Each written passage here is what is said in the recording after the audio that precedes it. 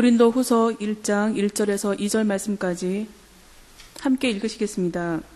하나님의 뜻으로 말미암아 그리스도 예수의 사도된 바울과 형제 디모데는 고린도에 있는 하나님의 교회와 또 온 아가야에 있는 모든 성도에게 하나님 우리 아버지와 주 예수 그리스도로부터 은혜와 평강이 있기를 원하노라. 아멘.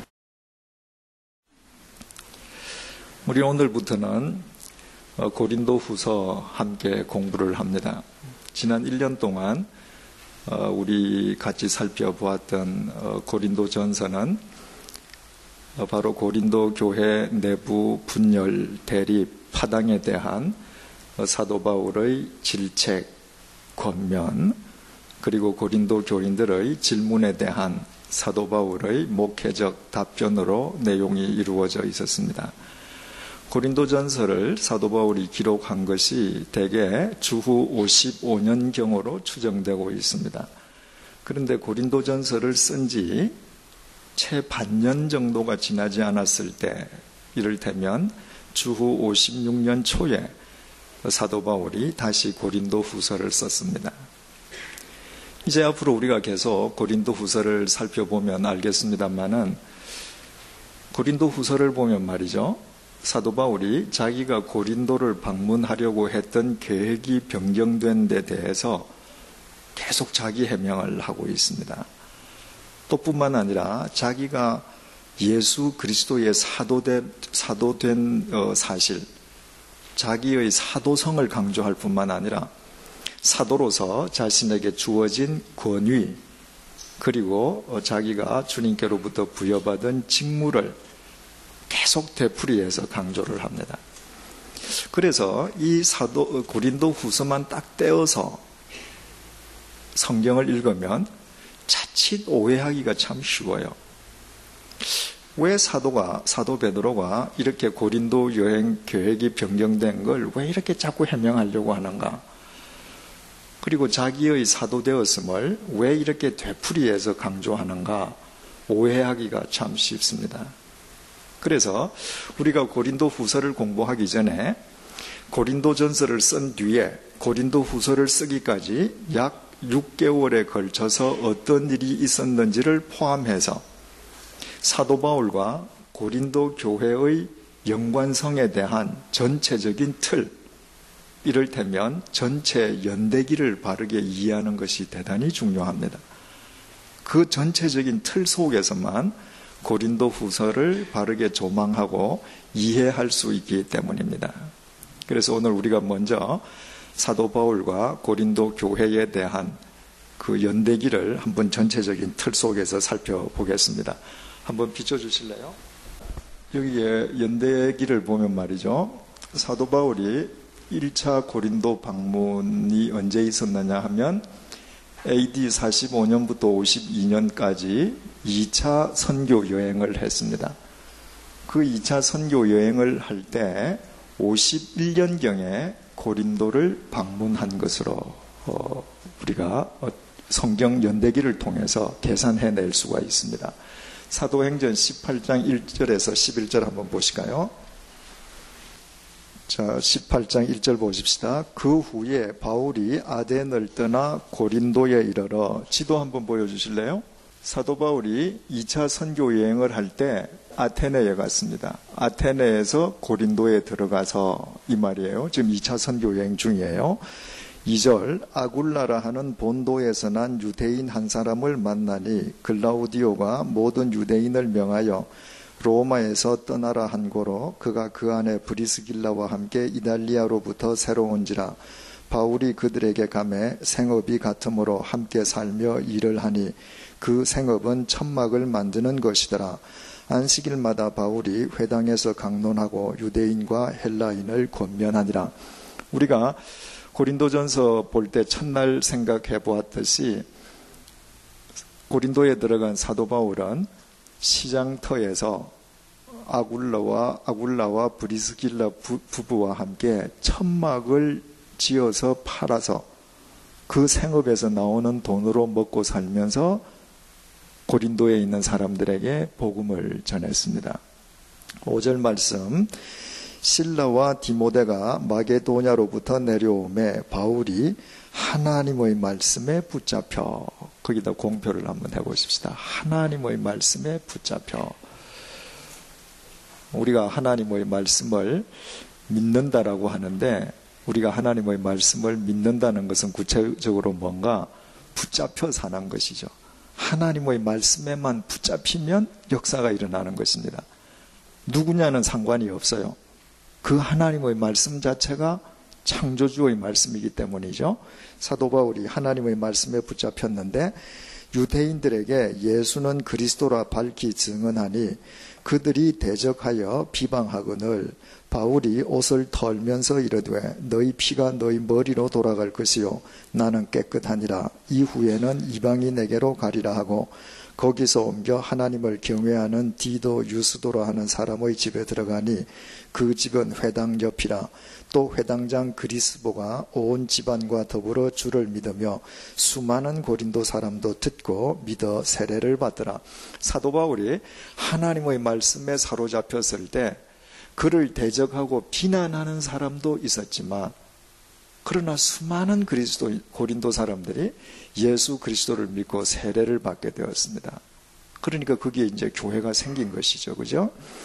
9절, 밤에 주께서 환상 가운데 바울에게 말씀하시되 두려워하지 말며 침묵하지 말고 말하라. 내가 너와 함께 있음에 어떤 사람도 너를 대적하여 해롭게 할 자가 없을 것이니 이는 이 성중에 내 백성이 많음이라 하시더라. 1년 6개월을 머물며 그들 가운데서 하나님의 말씀을 가르치니라. 하나님의 말씀에 사로잡혀서 주의 말씀을 전할 때 주께서 그에게 나타나셔서 격려해 주신단 말이죠. 힘을 북돋아 주셨습니다.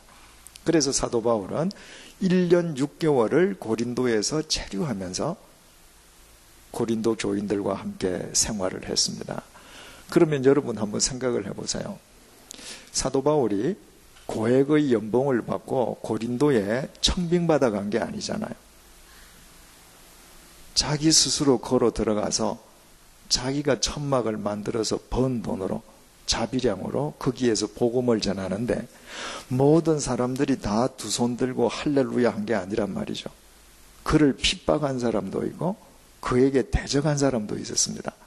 그 가운데 그가 하나님의 말씀에 사로잡혀 있을 때 하나님께서 그를 격려해 가시면서 고린도 교회를 세우셨고 그 가운데 1년 6개월을 지냈습니다.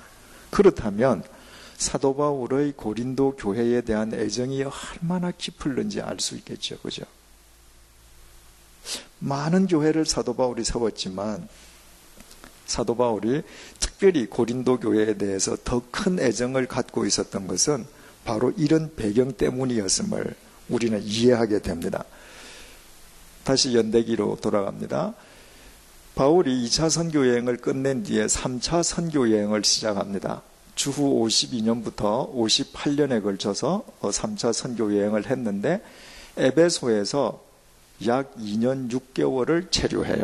그러니까 3차 선교 여행을 할 때 3차 선교 여행의 중심 사역지가 바로 에베소였는데 왜 에베소였느냐 하면 52년부터 58년까지 해수로 약 6년에 걸친 기간 동안에 에베소에서 2년 6개월 약 반 정도를 에베소에서 지냈기 때문이에요.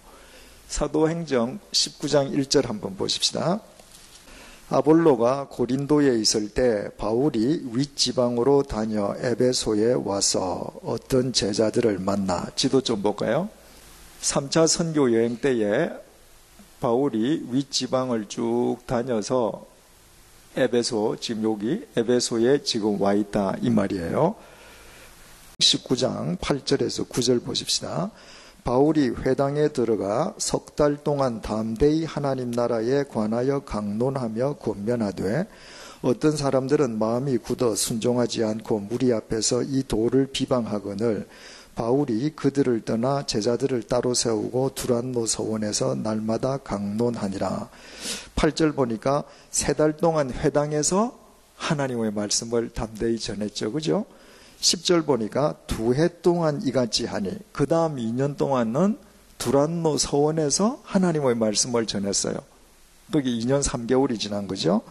21절 이 일이 있은 후에 바울이 마게도냐와 아가야를 거쳐 예루살렘에 가기로 작정하여 이르되 내가 거기 갔다가 후에 로마도 보아야 하리라 하고 자기를 돕는 사람 중에서 디모데와 에라스도 두 사람을 마게도냐로 보내고 자기는 아시아에 얼마 동안 더 있으니라. 이 아시아라고 하는 데가 바로 로마의 행정구역상 이 터키의 제일 서쪽 부분을 의미하는 거예요. 그러니까 아시아에 얼마 동안 더 있었다는 것은 에베소에 얼마 더 있었다 이 말이죠. 그래서 약 2년 반 동안을 에베소에 체류하게 됩니다. 사도 바울이 3차 선교 여행 때 에베소에 2년 반 동안 체류한 게 왜 중요한가? 바로 여기가 에베소인데 에게해 바다를 건너서 여기에 고린도가 있단 말이죠. 그래서 고린도 교회의 분쟁 소식을 사람을 통해서 듣고 편지를 보내고 소식을 듣고 편지를 보내고 그래서 3차 선교 여행 때에 바울이 에베소에 있었다고 하는 것 자체가 고린도를 향한 하나님 아버지의 섭리하심이었음을 알게 됩니다. 연대기로 다시 돌아갑니다. 1차 서신을 발송합니다.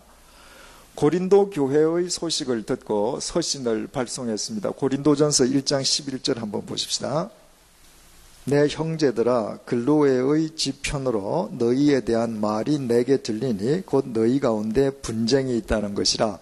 저 에베소에 앉아 있을 때 글로아의 집 사람들로 통해서 자기가 세운 고린도 교회에 심각한 문제가 생겼다는 소식을 들었습니다. 그래서 고린도전서 5장 9절 한번 보십시다.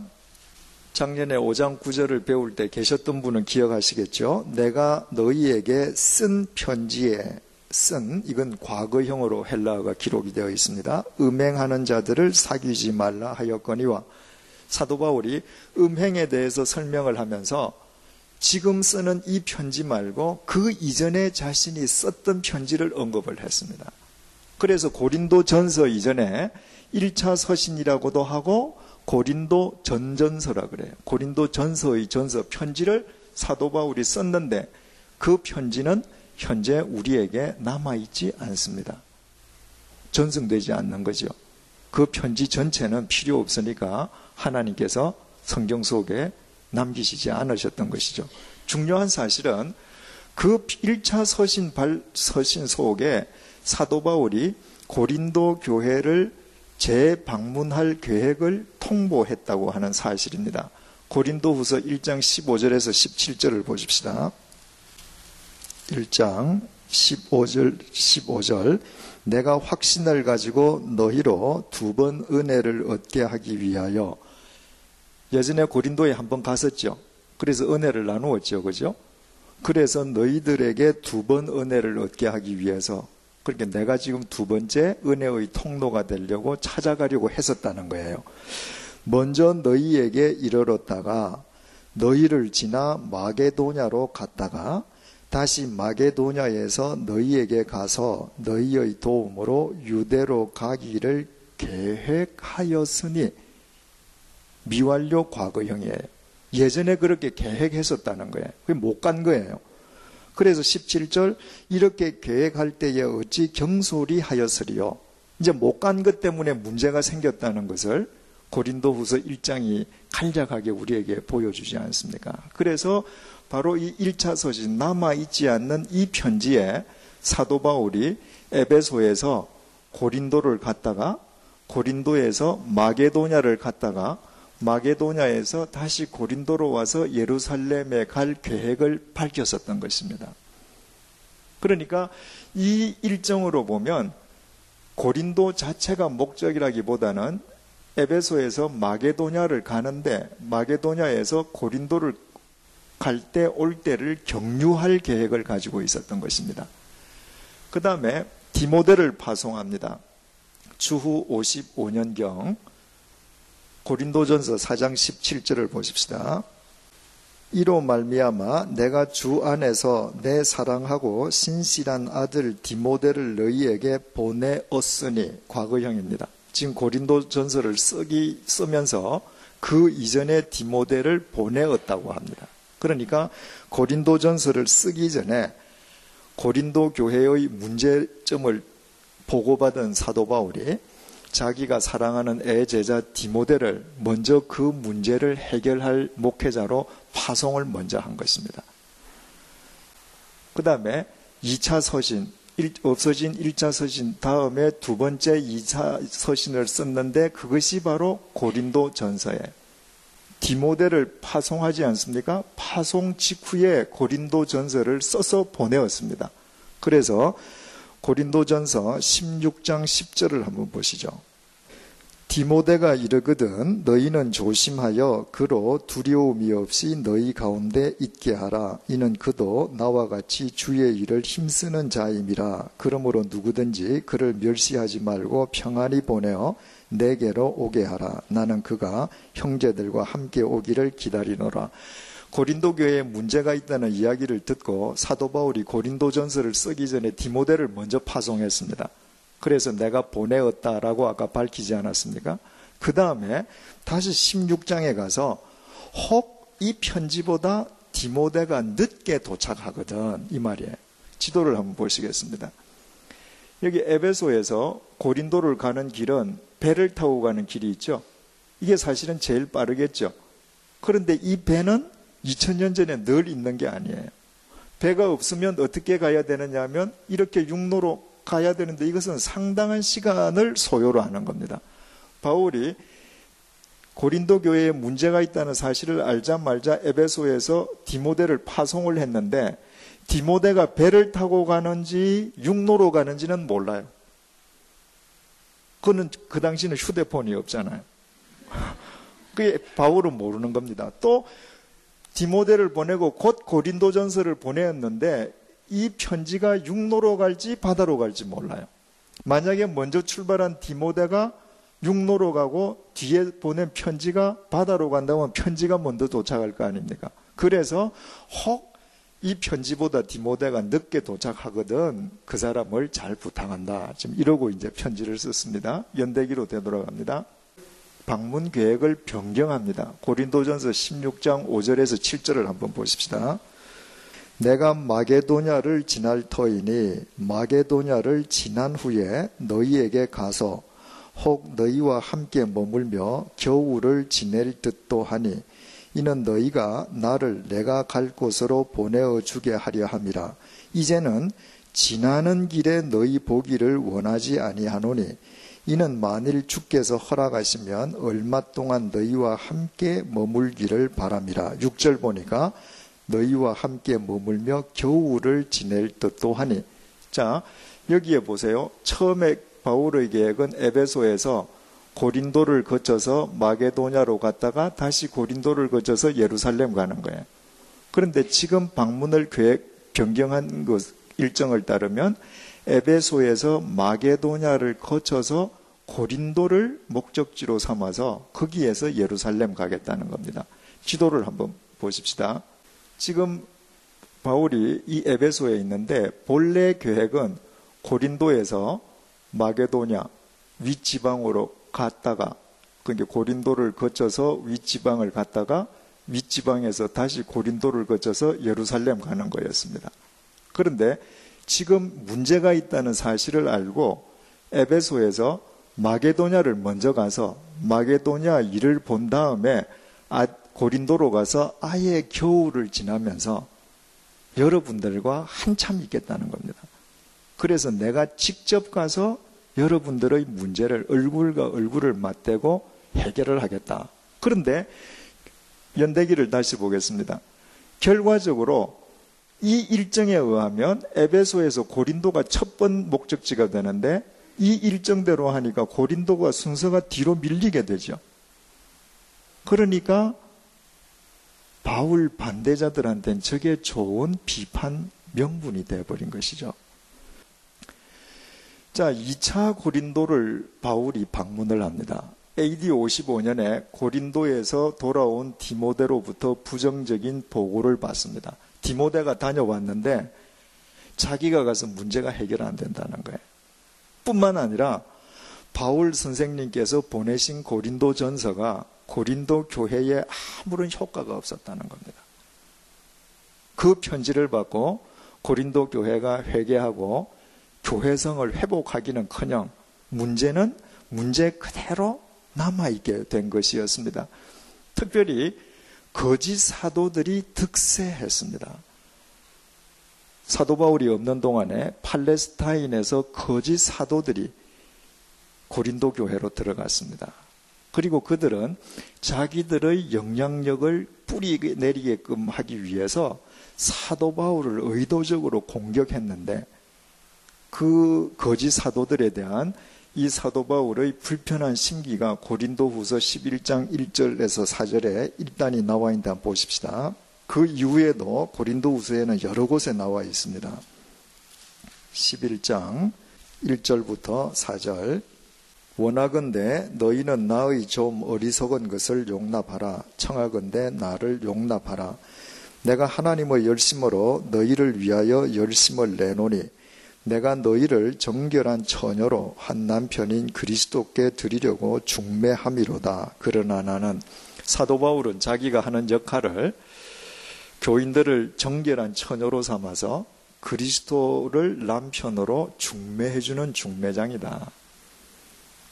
그런데 3절, 뱀이 그 관계로 하와를 미혹한 것 같이 너희 마음이 그리스도를 향하는 진실함과 깨끗함에서 떠나 부패할까 두려워하노라.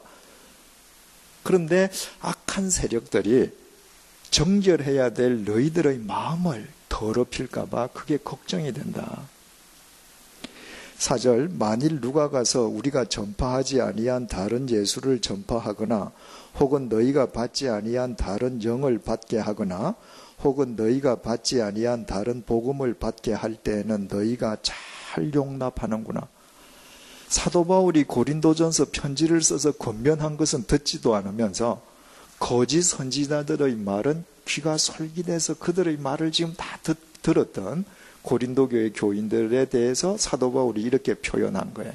그래서 이 거짓 사도들이 사도 바울을 모해하고 모함하는 내용 가운데, 저 사람은 예수도 못 만났으니까 가짜고, 예수님이 살아계실 때는 사도 바울이 예수님 제자 아니었잖아요. 가짜일 뿐만 아니라 저 거짓 사도가 고린도에서 여러분들한테 거짓 복음을 전했기 때문에 너희들한테 고린도에 온다고 편지를 보냈다가 안 오지 않냐. 왜? 여기에 제일 먼저 에베소에서 고린도로 간다 했다가 여기서는 마게도냐를 둘러서 간다고 하니까 그거 봐라. 마게도냐 가서도 안 온다. 저 사람은 평생 안 올 거다. 온다 할지라도 어떻게 사도가 저렇게 거짓말할 수 있느냐. 저 사람은 이미 신실성이 없지 않느냐 라고 개인적인 모함을 했던 것입니다. 그래서 바울이 소위 말하는 눈물의 방문, 근심의 방문을 2차 고린도 방문을 합니다.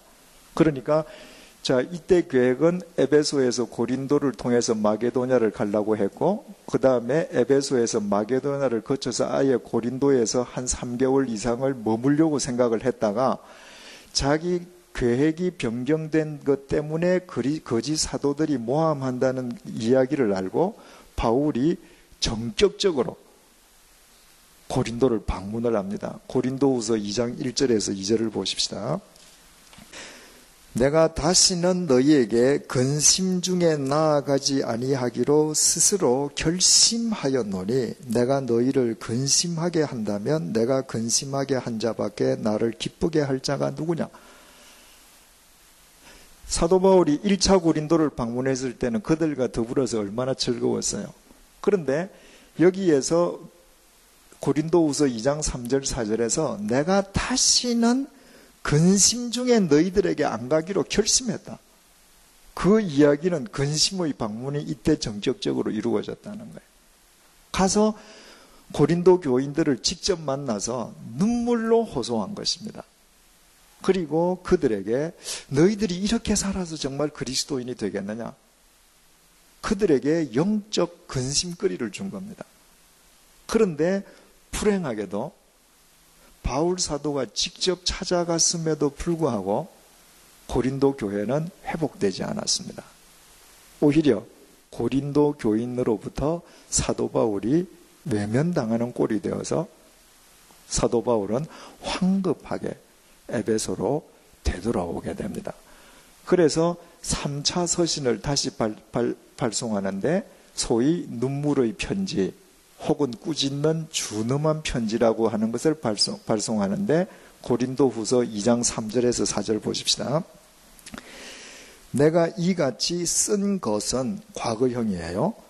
내가 갈 때에 마땅히 나를 기쁘게 할 자로부터 도리어 근심을 얻을까 염려하며 또 너희 모두에 대한 나의 기쁨이 너희 모두의 기쁨인 줄 확신함이로라. 내가 마음에 큰 눌림과 걱정이 있어 많은 눈물로 너희에게 썼노니 과거형이에요. 그러니까 지금 고린도 후서를 이야기하는 것이 아니라 고린도 후서 이전에 세 번째 편지를 발송한 것을 의미합니다. 이 편지 역시 우리에게는 남아있지 않습니다. 그러나 고린도 후서 2장 3절 4절을 통해서 사도 바울이 세 번째 눈물의 편지를 또 썼다는 사실을 우리는 알게 되는 것이죠. 그리고 사도 바울이 마게도냐를 여행합니다. AD 56년경에요. 고린도 후서 2장 12절에서 13절을 보시겠습니다. 내가 그리스도의 복음을 위하여 드로아에 이름에 주 안에서 문이 내게 열렸으되 내가 내 형제 디도를 만나지 못하므로 내 심령이 편하지 못하여 그들을 작별하고 마게도냐로 갔노라. 자, 지도를 한번 보십시다. 이 에베소에 있던 사도 바울이 디도 편에 눈물의 편지를 고린도에 보냈습니다. 그리고 에베소에 앉아 있다가 드로아로 갔습니다. 바로 이 드로아로 갔더니 여기에 복음의 문이 열려서 많은 사람들이 지금 복음을 받아들여요. 그런데 여기에서 만나기로 한 디도가 나타나지를 않아서 마음이 편치를 않아요. 따라서 여기에 복음의 문이 열렸음에도 불구하고 마음이 급해진 사도 바울은 다시 마게도냐로 건너갔습니다. 거기에 건너가서 디도를 만난 거예요. 뭘 지금 기다리는 거예요? 눈물의 편지를 보내고 나서 그 결과가 어떻게 되는지 그걸 지금 기다리는 것입니다. 그래서 디도야, 너 빨리 가서 이거 전해주고 그들에게 어떤 반응을 보이는지를 드로아에서 만나서 우리 이야기하자 했는데 안 오니까 지금 건너서 가서 이 마게도니아 땅에서 디도를 만났던 것입니다. 다시 연대기로 돌아갑니다. 바로 거기에서 고린도 교회의 회개와 순종의 기쁜 소식을 듣게 됩니다. 고린도 후서 7장 5절에서 10절 보십시다. 7장 5절 우리가 마게도냐에 이르렀을 때에도, 그러니까 드로아에서 디도를 만나기로 했는데 오지 않아서 마음이 불편해서 지금 마게도냐로 건너가지 않았습니까? 우리가 마게도냐에 이르렀을 때도 우리 육체가 편하지 못하였고 사방으로 환난을 당하여 밖으로는 다툼이요 안으로는 두려움이었노라. 마게도냐 가서도 디도를 만나기 전까지는 계속 마음이 불편해요. 그리고 뭔가 일이 잘 안 되는 것 같습니다. 그런데 6절 그러나 낙심한 자들을 위로하시는 하나님이 디도가 오므로 우리를 위로하셨으니. 그런데 저 마게도니아에서 디도를 만났는데 그 디도를 만나니까 바로 위로의 하나님의 은혜를 충만하게 경험하게 됐다는 것입니다. 왜? 디도가 가지고 온 소식 자체가 바울을 향한 하나님의 위로였기 때문입니다. 7절 그가 온 것뿐 아니요 오직 그가 너희에게서 받은 그 위로로 위로하고 너희의 사모함과 애통함과 나를 위하여 열심 있는 것을 우리에게 보고함으로 나를 더욱 기쁘게 하였노라. 디도가 와서 보고를 했는데 단어가 3개예요. 그들이 주님을 사모하게 되었습니다. 그들이 주님 앞에서 애통해합니다. 회개합니다. 그리고 그들이 사도 바울 선생님 당신을 위해서 열심을 다하게 되었습니다.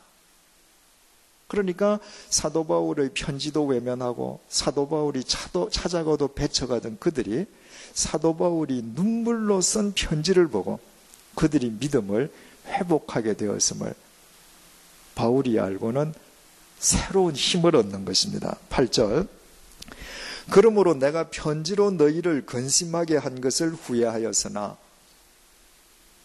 바로 아까 눈물의 편지 이야기하는 거죠. 이 눈물의 편지를 보내어서 너희들을 근심하게 한 것을 후회하였으나, 눈물의 편지를 보내고 나서 디도를 만나기 전까지는 후회했어요.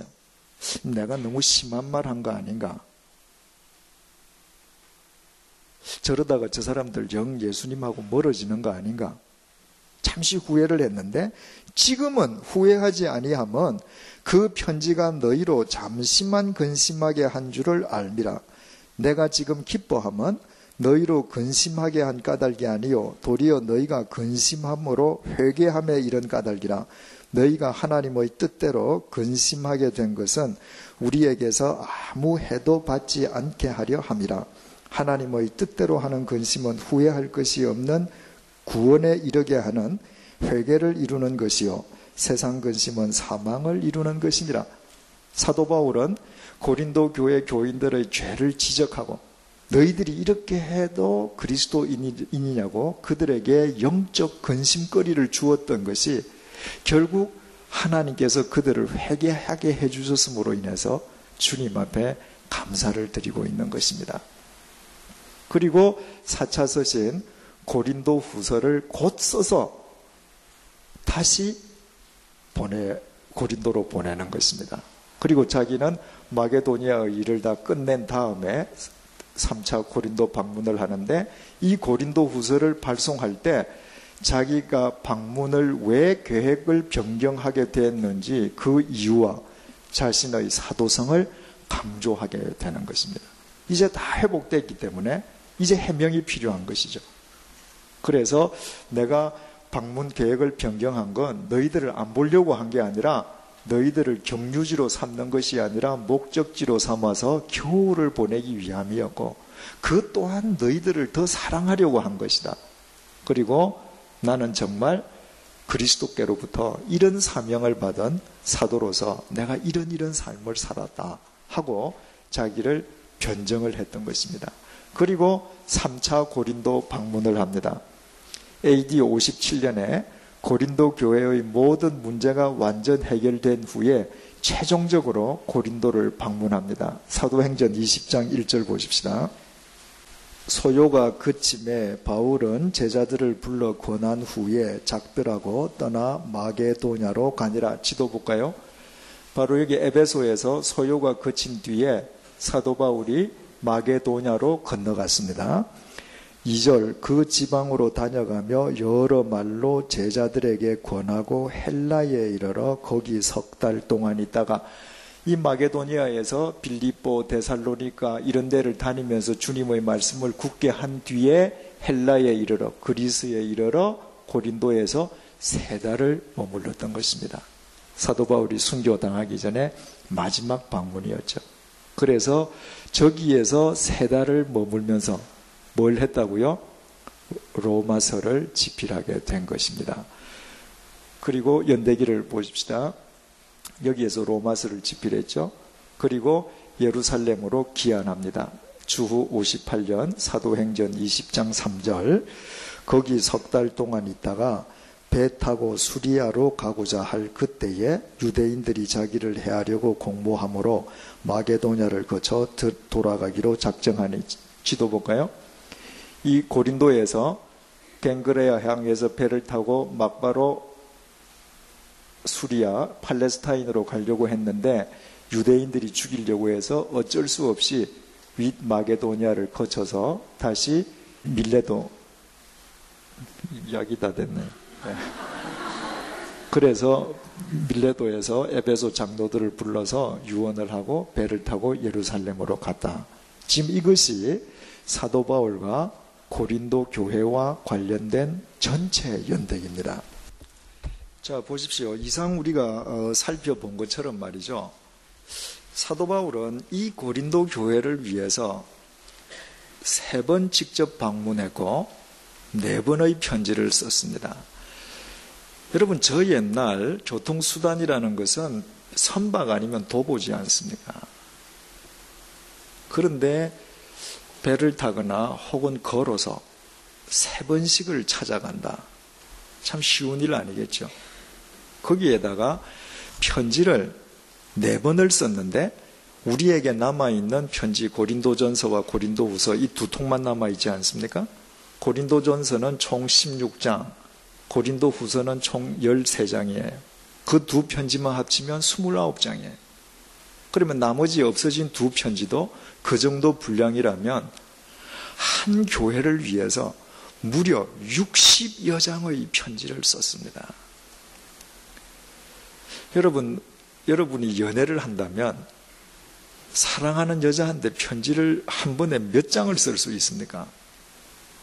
여러분들이 자식을 사랑한다면 자식한테 편지를 얼마나 길게 쓸 수 있어요? 제가 제 승훈이를 참 사랑하는데 군에 간 아들한테 처음 편지를 쓰는데 좀 쓰고 나니까 더 할 말이 없어요. 그런데 이 장문의 편지를 썼단 말이죠. 그리고 이제 방금 우리가 살핀 그 고린도 교회와의 연대기를 쭉 살펴보면서 우리는 이 고린도 후서로 들어가기 전에 귀중한 교훈들을 우리는 얻게 됩니다. 그 교훈들이야말로 우리가 고린도 후서를 배우는 동안 우리의 것으로 만들어야 될 교훈들이죠. 첫째, 우리가 알 수 있는 교훈은 교회에 대한 사도 바울의 사랑과 충성입니다. 얼마나 교회를 사랑했으면 저 고린도 교회를 위해서 3번 찾아가고 4번 편지를 쓰겠습니까? 도대체 교회가 뭐길래 사도 바울이 저렇게 목숨을 걸고 고린도 교회를 사랑하는 겁니까? 고린도전서 1장 1절을 보십시다. 1장 1절 2절 하나님의 뜻을 따라 그리스도 예수의 사도로 부르심을 받은 바울과 형제 소스데네는 고린도에 있는 뭐라고요? 하나님의 교회. 그때 1년 전에 공부하신 분은 거기 공표가 쳐져 있죠. 예. 자, 고린도 후서 1장 1절로 가보십시다. 하나님의 뜻으로 말미암아 그리스도 예수의 사도된 바울과 형제 디모데는 고린도에 있는 하나님의 교회, 공표하십시다. 하나님의 교회. 교회는 하나님의 것이에요. 따라서 사도 바울이 교회를 위해서 충성했다고 하는 것은 하나님을 위해 충성한 것입니다. 교회는 사람들의 모임이에요. 우리가 자칫 교회에 충성한다는 것은 사람에게 충성하는 것이다 라고 오해할 수 있겠지만 그거 아니에요. 교회에 충성한다는 것은 하나님께 충성하는 것입니다. 바울은 그 하나님에 대한 충성 때문에 저렇게 지중해 세계를 누비고 다니고 편지를 쓰는 것이죠. 그렇다면 하나님의 교회가 더 구체적으로 뭔가 에베소서 1장 22절에서 23절을 통해서 제가 읽겠습니다. 들어보십시오. 사도 바울이 교회를 이렇게 규정합니다. 또 만물을 그의 발 아래 복종하게 하시고 그는 예수 그리스도십니다. 그는 만물 위에 교회의 머리로 삼으셨느니라. 교회는 그의 몸이니 만물 안에서 만물을 충만하시게 하시는 이의 충만함이니라. 교회는 뭔가? 교회의 머리가 주님이시기에 교회는 주님의 몸이에요. 따라서 내가 교회에 충성한다는 것은 우리를 구원하신 예수 그리스도에게 충성하는 것입니다. 그렇다면 내가 교회에 충성한다고 하는 것은 또 구체적으로 무엇을 의미하는가? 예수 그리스도께서 교회의 몸이 되신다면 내가 교회에 충성한다는 것은 몸이신 예수 그리스도의 지체가 되는 것입니다. 내가 예수 그리스도의 손으로 발로 눈으로 입으로 사는 것입니다. 바울이 지금 하는 게 뭐죠? 예수님의 손발이 되는 겁니다. 예수님의 입이 되는 겁니다. 예수님의 눈이 되는 것입니다.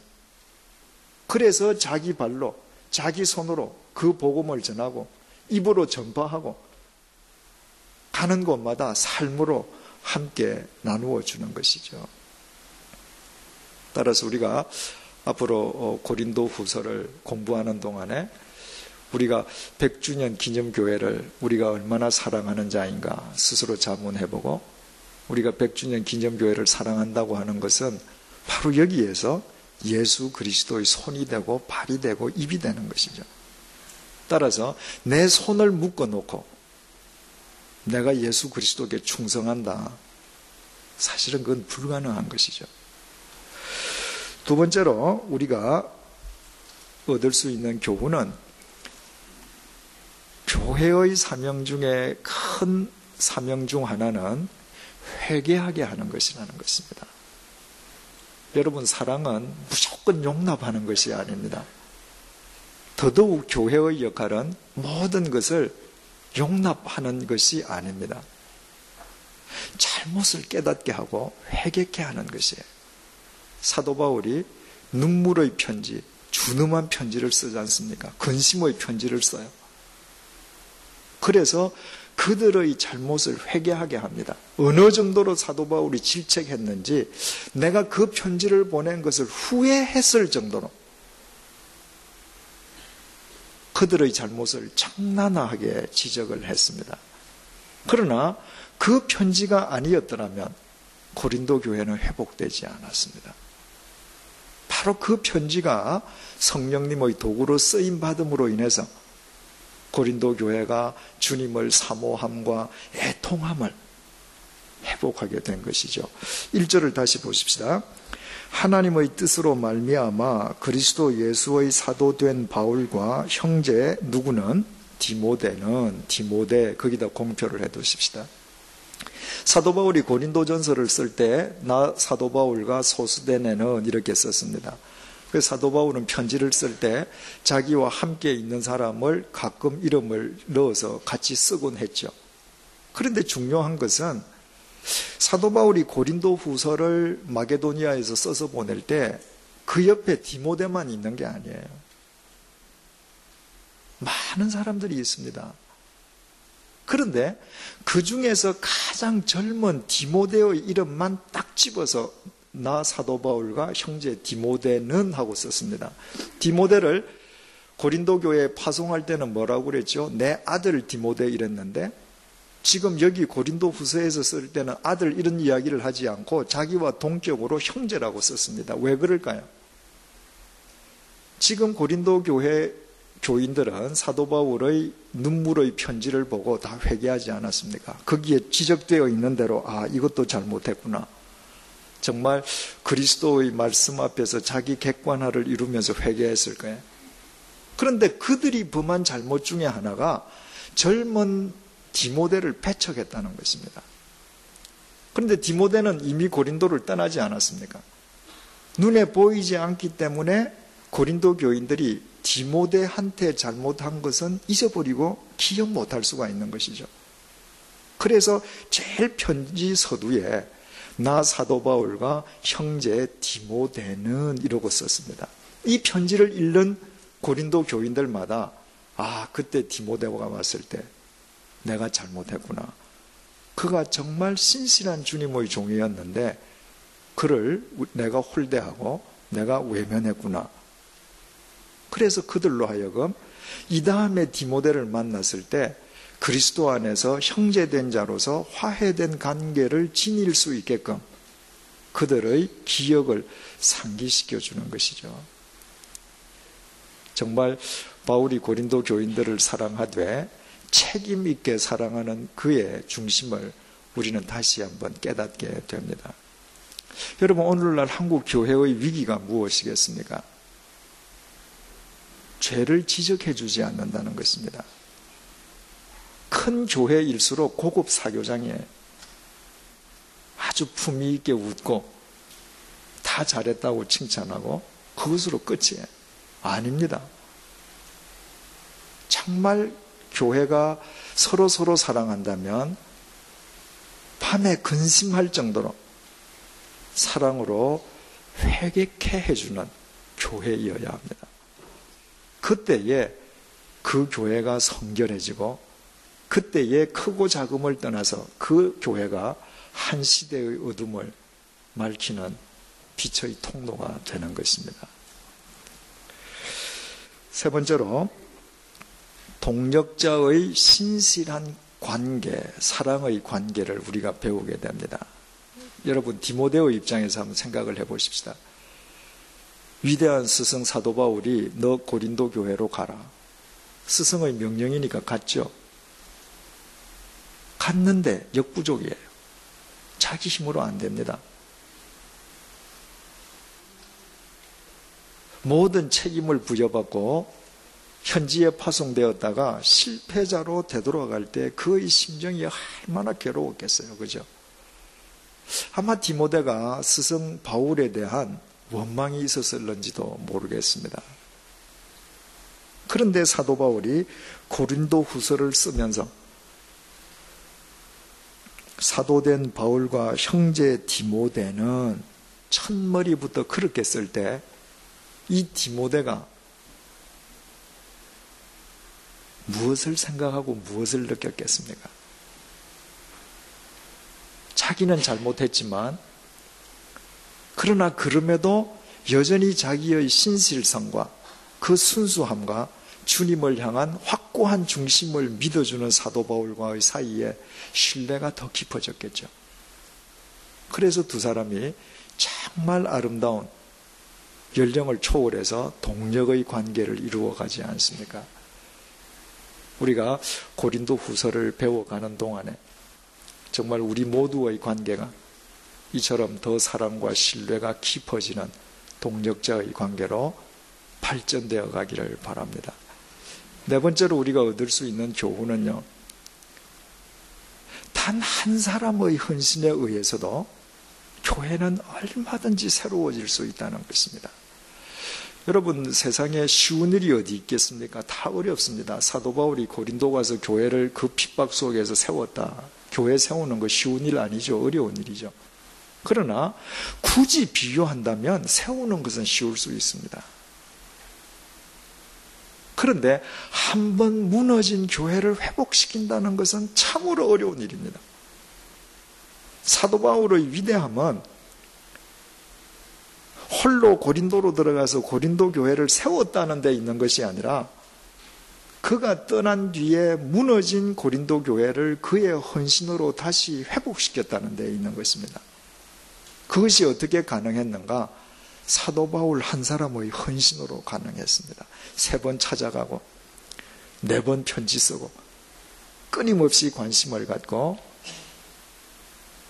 그들을 사랑하고 헌신한 결과로 고린도 교회는 새롭게 우뚝 서게 된 것이죠. 여러분, 나 한 사람의 헌신으로 100주년 기념교회가 주님 앞에서 영원히 교회다운 교회로 바로 설 수 있다. 우리는 그런 믿음으로 살아야 합니다. 창립 1주년 기념일 때 설교 시간에 말씀드린 바와 같이 100주년 기념교회는 이 장소를 못 떠나지 않습니까? 다른 교회는 이사 갈 수 있지만 하나님께서 이 특정한 장소를 우리에게 맡긴 이상은 우리는 이곳을 떠날 수가 없습니다. 이곳을 지키는 것이 우리에게 선교요. 이곳을 지키는 것이 나눔이요. 이곳을 지키는 것이 우리에게 주어진 최대의 소명입니다.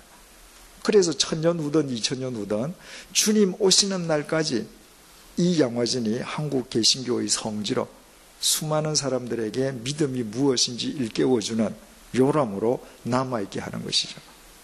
그것이 21세기 초에 나 한 사람의 헌신으로 하나님께서 이 교회에 맡겨주신 그 교회의 사명이 1000년 후까지 지속될 수 있다. 우리가 각자들이 그런 믿음으로 살아간다면 우리를 통한 하나님의 역사는 우리가 상상을 초월할 정도로 우리의 삶 속에서 이루어지게 되는 것이죠.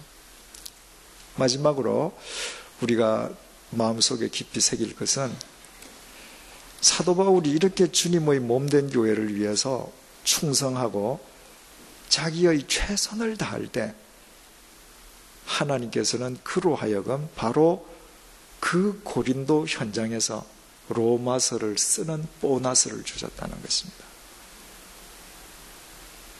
여러분, 로마서는 절대로 사도 바울이 아무것도 하지 않고 수도원에 앉아서 묵상하면서 머리에서 짜낸 글이 절대로 아닙니다. 주님의 손이 되고 발이 되고 입이 되고 눈이 되는 그 헌신의 현장에서 주님께서 폭포수처럼 쏟아부어 주시는 은혜를 쓴 것이 복음 중에 복음이요, 복음의 진수가 된 것입니다. 우리는 늘 계산하면서 살기가 참 쉽습니다. 여러분, 사도 바울이 이 고린도 교회를 위해서 자기의 손과 발을 아끼지 않고 찾아갈 때 내가 고린도 가면 하나님께서 뭐 멋진 거 주시겠지 이러고 갔겠습니까? 아니잖아요. 결과적으로 주어진 은혜였습니다. 내가 주님의 손이 되고 발이 될 때 결과적으로 주님께서는 언제든지 우리를 당신의 귀한 도구로 쓰신다는 것입니다. 그것이야말로 그분이 살아계신 가장 확실한 증거가 되는 것이죠. 우리 앞으로 고린도 후서를 공부하는 가운데에 바로 여러분들께서 주님의 손과 발이 되심으로 여러분들의 삶 자체가 복음의 진수로 승화되는 은총을 누리시기를 축원드립니다. 기도하십시다. 하나님 아버지, 지난 1년 동안 고린도 전서를 공부했습니다. 이제 오늘부터 고린도 후서 공부를 시작합니다. 주님, 이 공부를 하는 동안 우리 각자가 그리스도 안에서 사도 바울처럼 더욱 영성이 깊어질 수 있도록 도와주옵소서. 우리의 손과 발과 입과 눈이, 우리의 사지백체가 예수 그리스도의 지체로 승화될 수 있도록 도와주옵소서. 이 100주년 기념교회가 진실로 이 땅의 어둠을 밝히는 진리의 등대가 될 수 있도록 도와주옵소서. 그리하여 이 21세기 벽도 우리로 하여금 함께 고린도 후서를 공부하게 하신 주님의 섭리하심과 계획하심과 예비하심이 우리의 삶을 통해 이 땅에 아름답게 이루어질 수 있도록 도와주옵소서. 예수님의 이름으로 기도드립니다. 아멘.